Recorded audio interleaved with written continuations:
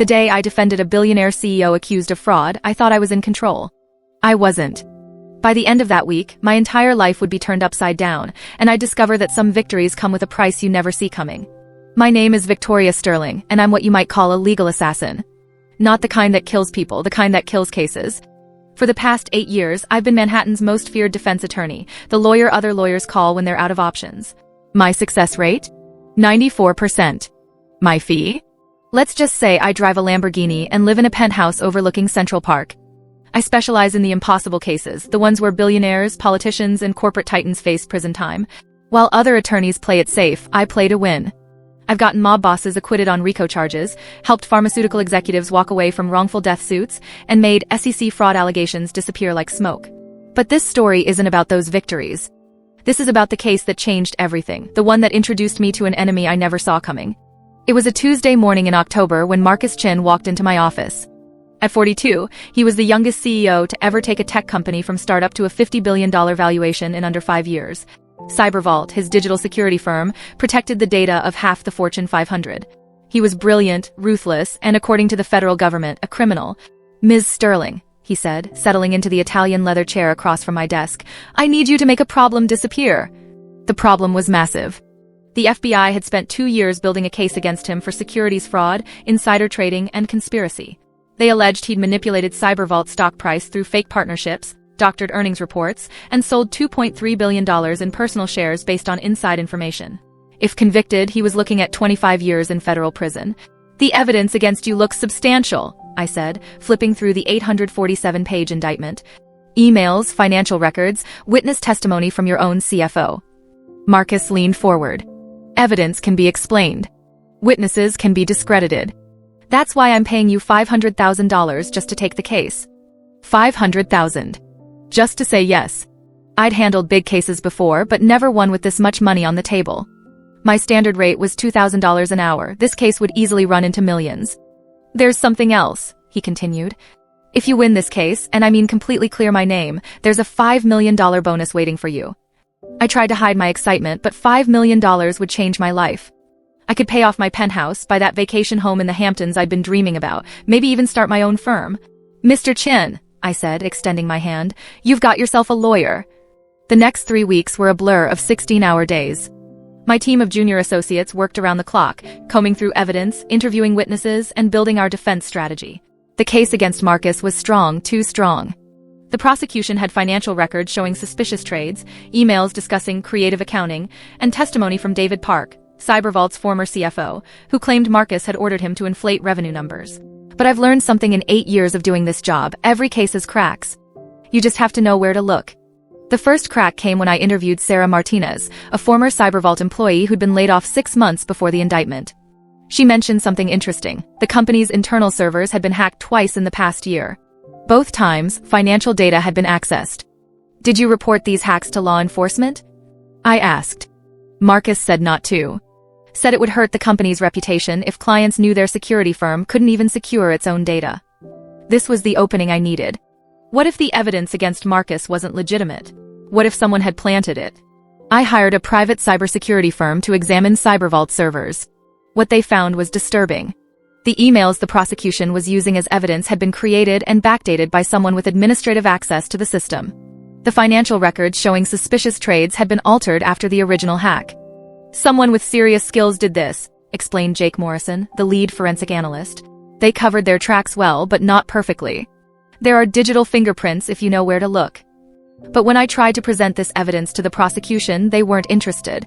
Assistant U.S. Attorney Rebecca Walsh was a career prosecutor with an 89% conviction rate. She'd built her reputation on taking down white-collar criminals, and Marcus Chen was going to be her biggest trophy yet. "Ms. Sterling," she said during a pretrial conference, "your hacking theory is interesting, but unless you can prove who did it and why, it's just speculation. The evidence against your client is overwhelming." She was right about one thing: I needed to find out who was behind the hack. But I was also running out of time. The trial was set to begin in 2 weeks. The answer came from an unexpected source. I was reviewing financial records late one night when I noticed something strange. The trades that supposedly proved Marcus's insider knowledge had been executed through a series of shell companies. But when I traced the ownership of these companies, I found something interesting. They were all registered to the same business address in the Cayman Islands.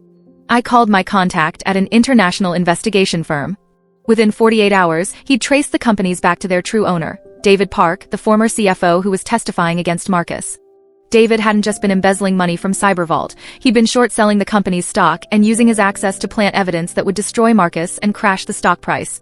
When Marcus discovered the embezzlement and fired him, David decided to frame his former boss for his own crimes. The trial began on a Monday morning in November. The federal courthouse was packed with reporters, investors, and legal observers. This was the biggest white-collar case in years, and everyone wanted to see if the legendary Victoria Sterling could pull off another impossible victory.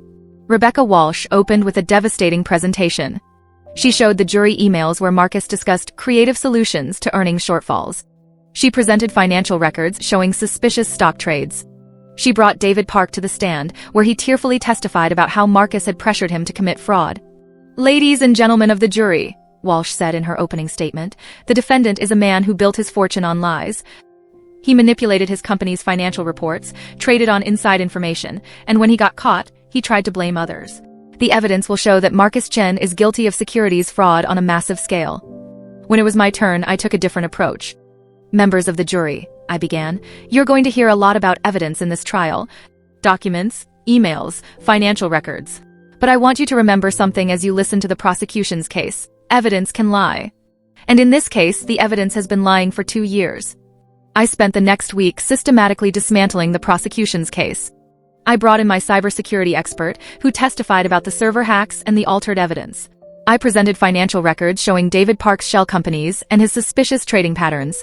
I showed how the timeline of the alleged crimes coincided perfectly with David's discovery of the embezzlement. But the real bombshell came when I put Marcus on the stand. "Mr. Chen," I said, "did you ever order anyone to inflate Cybervault's revenue numbers?" "Never. I fired David Park because I discovered he was embezzling money and manipulating our financial reports. I had no idea he was also planting evidence to frame me." The prosecution tried to shake his testimony, but Marcus was unflappable. He answered every question calmly and convincingly. He explained the business decisions that prosecutors claimed were fraudulent. He provided context for the emails they said proved his guilt. After 3 days of deliberation, the jury returned their verdict, not guilty on all counts. The courtroom erupted. Reporters rushed to file their stories. Marcus hugged me, tears streaming down his face.